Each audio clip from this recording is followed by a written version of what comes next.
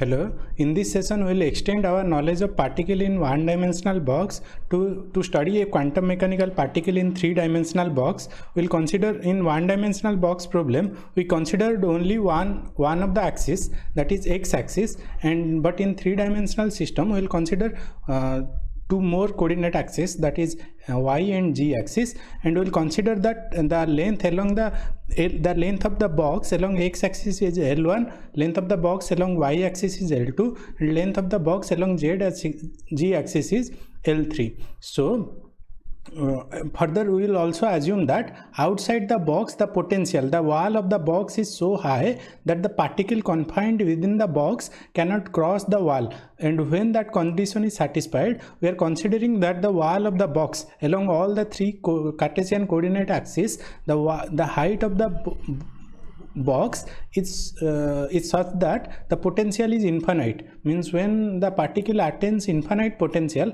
then only it will be able to cross the wall of the box along the three directions, otherwise it will be confined within the box. So outside the box the potential of the particle is infinite, and within the box the potential is constant, and that constant will take it to be 0. That constant is within the box the potential of the particle is 0, and outside it is infinite. So this condition is mentioned here.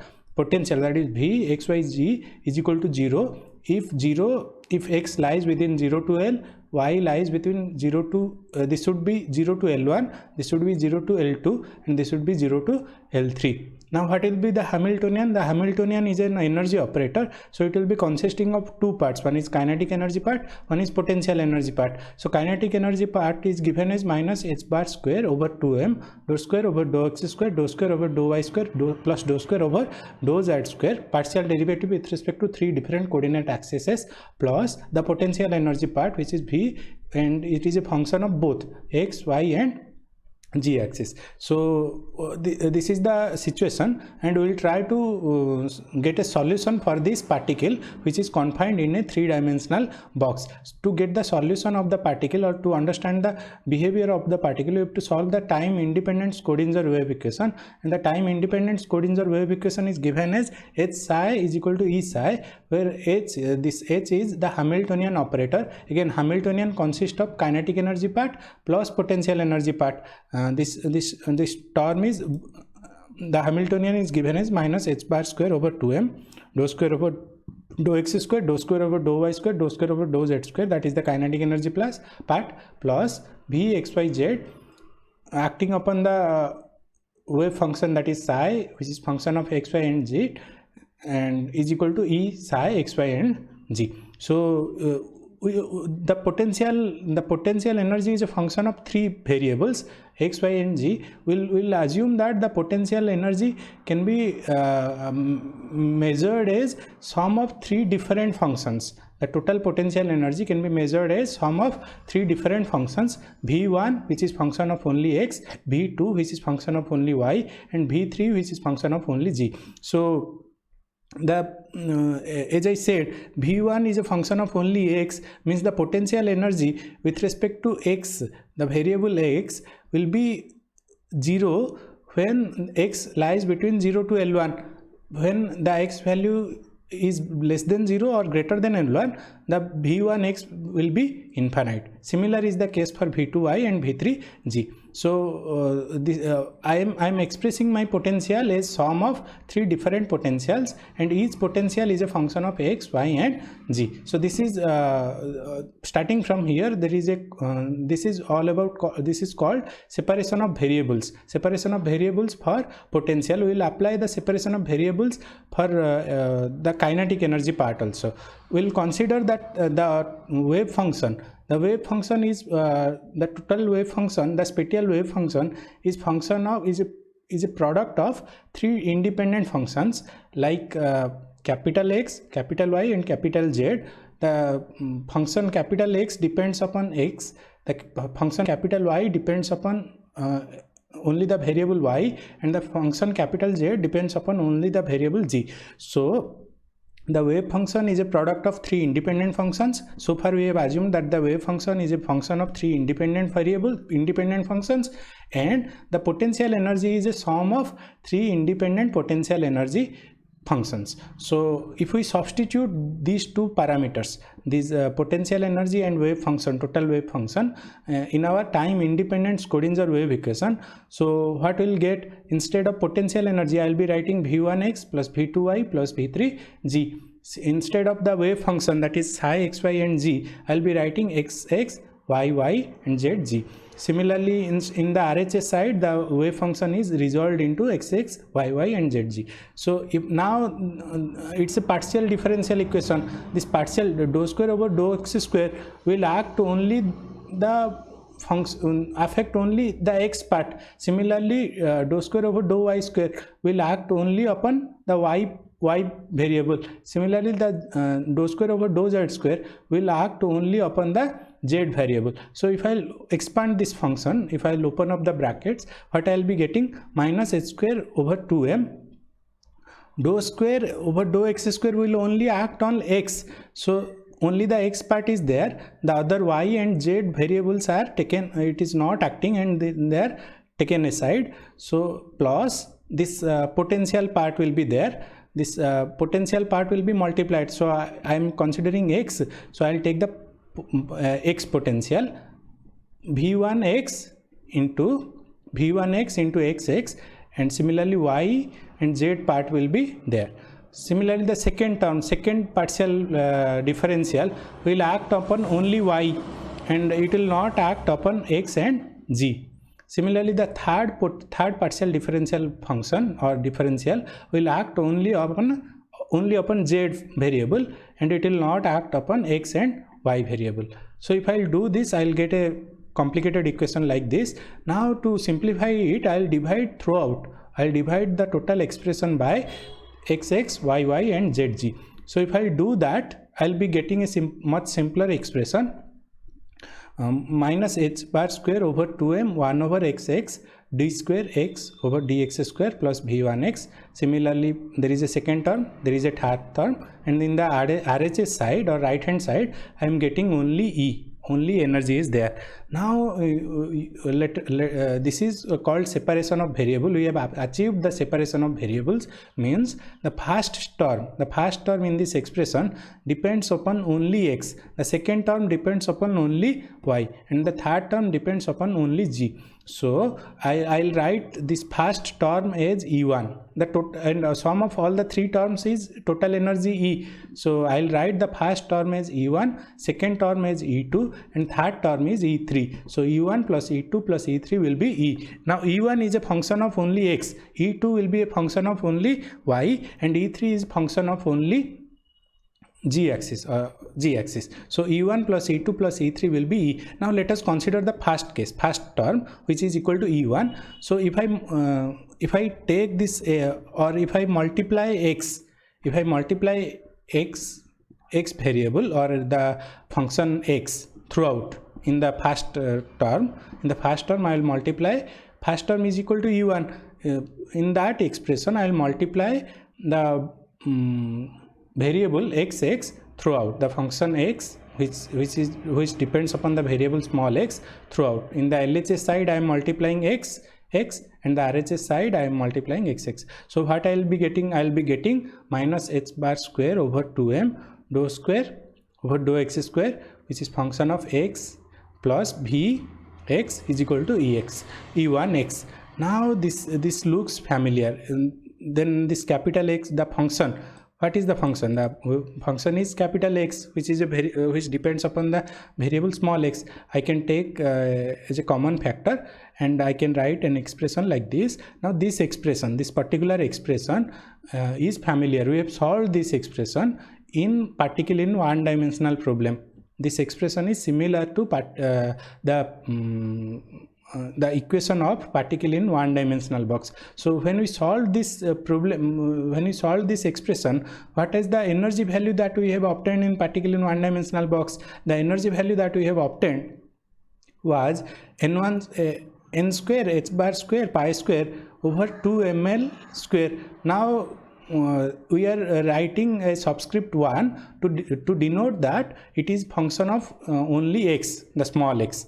So that's why E1 is equal to n1 square h bar square pi square 2 ml ml1 square. L1 is the length along the x-axis. So this is the energy value E1 correspond and it is function of only x variable, Similarly, what is the n1? N1 is a quantum number and its value will be 1, 2, 3 like that. It cannot be 0. We have discussed those why n cannot be 0 in our discussion, in particularly in one dimensional box. So the corresponding energy is this one. So what will be the corresponding wave function? The corresponding wave function or corresponding eigenstate will be xax will be equal to root over 2 over L sine n1 pi x over L1.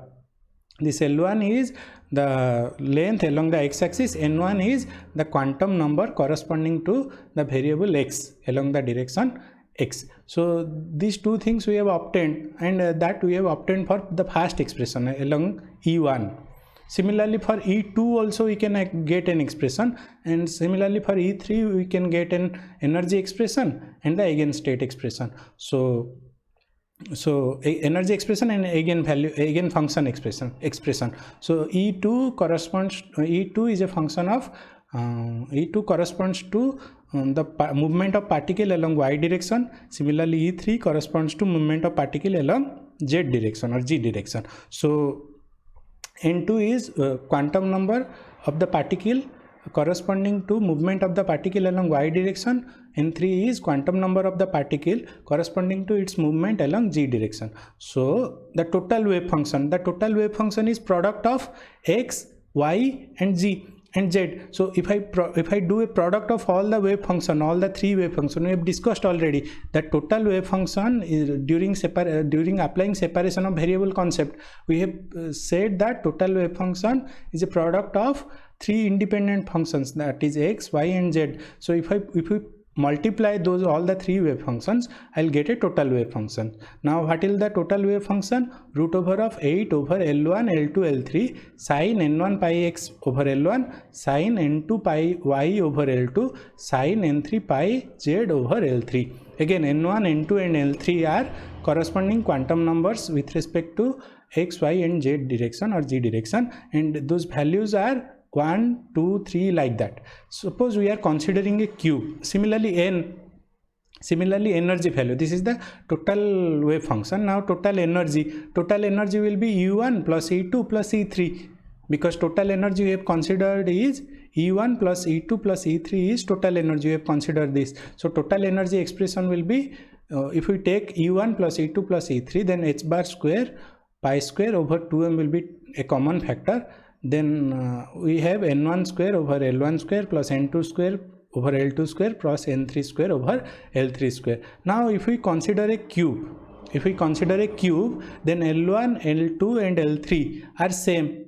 If we consider a cube, then L1, L2 and L3 are same, and the length of the cube or the side of the cube is L. Suppose that we are considering a cube, we are not considering it, the three-dimensional box itself is a cube, then all the sides are same, then L1, L2 and L3 will be L. So our energy expression will be reduced to 3 h bar square pi square over 2L square, 2ml square. Now h bar is again h over 2 pi. So h bar square can also be substituted as h over 2 pi whole square. So that can be done. Now there is a complication here. Several distinct, now there is n1 square, n2 square and n3 square are there. What are n1, n2 and n3? They are quantum number with respect to movement of particle along x axis, y axis and z axis. So several distinct eigen function of a total energy operator may have same energy. What does this mean? This means n1, n2 and n3 can have values 1, 2, 3 like that. So with respect to various values of n1 and n2 and n3, we can get different values of energy. In this case, we can say that energy level is degenerate. Suppose for energy value is coming same, but n1, n2 and n3 values are different, then we can state that such energy states are degenerate energy state. We will see example of degenerate energy states, and the number of state is represented by a distinct eigenfunction that have same energy is called degeneracy of the level. We will see. Suppose we consider a case n1 is equal to 1, n2 is equal to 1 and n3 is equal to 1. In that case, the total energy is 3 h bar square pi square 2 ml square. Now we will consider a much complicated state, the second state, the next state. So means either n1, n2 or n3 is 2, the second next eigenstate. Then for the next state, for n1 is equal to 1, n2 is equal to 1, n3 is equal to 1, only one energy value is there, and that is 3h bar square pi square 2ml square. For the next eigenstate, next eigenstate means one of the quantum number will be 2, the other two quantum numbers will be 1. So there are three quantum numbers, n1, n2, n3. One of the quantum number will be 2 and the other will be 1. So in such a scenario, three possibilities are there.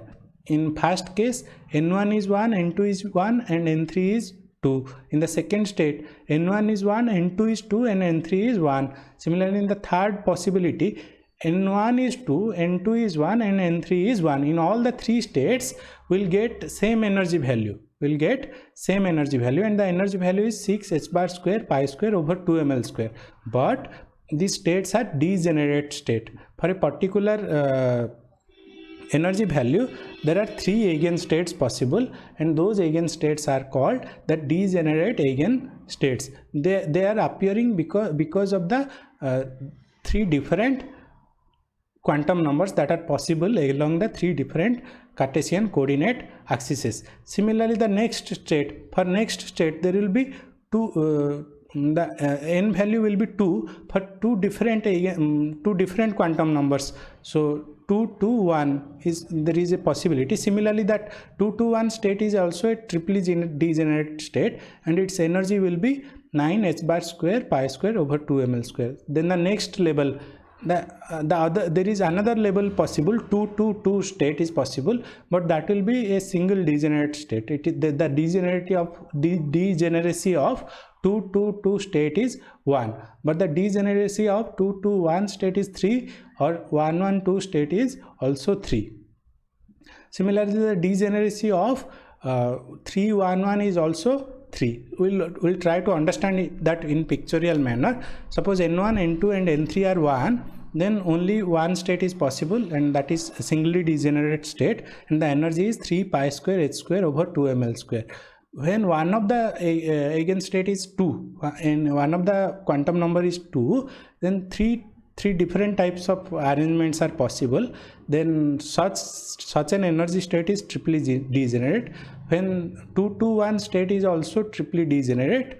Similarly, 3 1 1 state is also triply degenerate. Its energy is 11 pi square h bar square over 2ml square. But the next state, where all the quantum numbers are 2, that such a state, energy state, is only singly degenerate, because n1 is 1, n1 is 2, n2 is 2 and n3 is also 2. Now we'll see the wave functions. For the first state, psi 1 1 1 means n1 is 1, n2 is 1 and n3 is 1. The wave function is given as 8 over L1 L2 L3 sin n1 is 1, n2 is 1 and n3 is 1. So by substituting those values, we get a wave function like this. The wave function has no nodes. If we substitute any value of x, we'll get no node along all the three Cartesian coordinates. Such a wave function which has no node along all the three Cartesian coordinates, and this wave function is resembles with s orbital wave function. This psi 1 1 is nothing but it is the s orbital. Similarly, psi 1 2 1. Psi 1 to 1 has a node when y is equal to L2 over 2. If we substitute y is equal to L2 over 2, then we will get sin pi. Sin pi means it will be 0. The wave function will be 0 at y is equal to L2 over 2. So we will get a node. We will get a node at along y axis, and that's why we will get a node along y axis at y is equal to L2 over 2. And this kind of wave function, psi 1 to 1, is py orbital. Similarly, psi 2 1 1 will have a node at x is equal to L1 over 2. If I substitute x is equal to L1 over 2, I'll get sin pi, and the wave function will be 0. So this I am getting a node along x axis. So this wave function resembles with px orbital. Similarly, 1 1 2 orbital, sorry, the wave function 1 1 2 will have a node at g is equal to L3 over 2. If I substitute L3 over 2, I'll get sin pi and the wave function will vanish, and the node appears at along the g axis.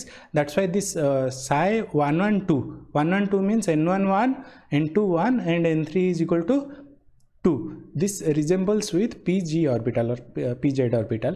Similarly, we can verify that psi 22, this is small psi 22 has two nodal planes and it resembles with dxy orbital. Similarly, psi 222 orbital 222 wave function has three nodal planes. We can write their corresponding wave functions and we can verify this condition. Now we'll discuss a special case, and it is optional also. And in coordination chemistry, there is something called John-Taylor distortion, where what happens when a coordinate compound is there in cubical symmetry and one of the axes is elongated, then the cubical symmetry is distorted. Similarly, particle in three-dimensional box that we are considering, suppose we consider the particle in three-dimensional box is a cubical box itself, and suppose the z-axis is elongated. When the z-axis is elongated, the energy levels will not be degenerate. But the third n3 square over L3 square we had, in the energy expression, the z-axis L3 is no longer in a cubical case. L1, L2 and L3 was same, that's why I have written L. But when one of the axis is elongated, from the symmetry will be distorted, and L will have certain elongated value, that will be L plus delta L square. So the energy values will be distorted, the degeneracy will be distorted. And how they will be distorted? The 211, 121 and 112 all were triply degenerate. We are elongating the z-axis. We are elongating the system along z-axis, and the length is in the denominator part. So when the elongation increases, the energy will decrease.